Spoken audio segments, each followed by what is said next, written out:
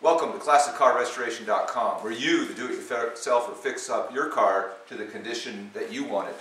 So today we got a 1988 Jeep Pioneer. It's basically a Grand Cherokee or a Cherokee from the neighbors for free. Look at this. Here, come over here, Brett. Give me a shot this way. Look at that. Is this a man's dream? We got 3 vehicles in the garage, all under some degree of restoration. That is pretty cool. That's a man's dream come true. So here we go. We got the car. This is Brett's car. It's actually in his name. He registered, so he's going to be doing work for a change. We'll have to get another crew member. So the vehicle's in really good shape. We got some areas of corrosion here on the outside, kind of going over the body. This one's actually ate through, so we'll carefully clean that back. Probably consider removing this piece of plastic here, maybe not. Fix that up with a little bit of welding there. You can see here, this is a just-in-time rescue here. This one's actually not corroded through, so we'll clean this up, sand it back down, and treat it with the Pour 15.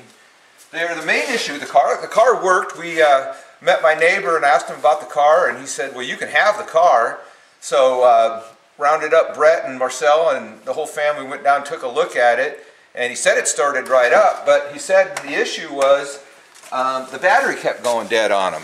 And so he came in here and disassembled the dash and started pulling some of the components out, but pretty much gave up, and the car just sat there. So he got the battery out of the garage, it started right up, and here she is, ready for a mini restoration. So this car, we're going to go ahead and clean up the areas of rust on it, probably just paint those black, because this paint job's pretty old and faded, so even if we got a can of paint to match it, you can get now, you get the color code off the door on the other side typically, and you can go down to Mac Tech and get them to mix up an aerosol can of your paint for your car, so that's really handy. But this one's, we'll probably just take those areas and paint those black. So what we'll do is we'll be very careful when we sand this paint off to maybe even score a line here with the utility knife and then tape that off to protect that. So when we paint it black, we have a nice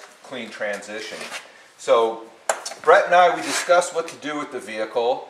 We looked at it, and what's happening is that if you leave the ignition switch off, it's actually on, so it drains the battery dead. So what we found is that if you turn the switch on, none of the dash components like the heater or the cigarette lighter or the radio work. The car starts up, the lights all work, but none of the dash components will work. So I started kind of thinking around and looking, and came to the conclusion that maybe it was the ignition switch, right? Because it was some mechanical issue. Called around to about 4 shops, a couple of electrical places. They agreed with me. 38 bucks for the new switch, so we could replace it ourselves, but we're thinking that for an hour's labor, it's worth bringing in and having somebody who knows what they're doing with the electrical fix that. So we're going to take the car on down to Frontier Auto, and they're going to hopefully fix it for 150 bucks. We'll catch you next time.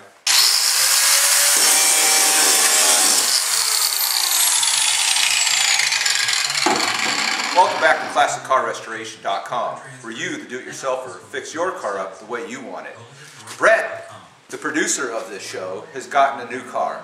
We showed you some footage last week of it. We showed you the as-found condition or the as-bought condition of the car. And we're just waiting now for Brett to get back with some exciting news. We'll check you in a minute. Okay, we're waiting for Brett to get home. You can see we like cars here at ClassicCarRestoration.com. Here's my Jetta. Oh, here comes Brett now, driving right on up. We'll see what he got going with this estimate that he got, and whether they were successful getting the car repaired. So let him pull it in now here.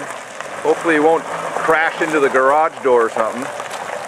All right, Brett, how's it going, buddy boy? Hey, Dad, how you doing? Pretty good. So what's the news on the old Pioneer? Well, sounds like she's running pretty good. She's running great, actually. I got to fix that for about 450, 456. 456 for a brand new Used car, not Yeah. bad. We'll Yes. pull her into the garage and we'll go ahead and check out what we got going so far. Okay.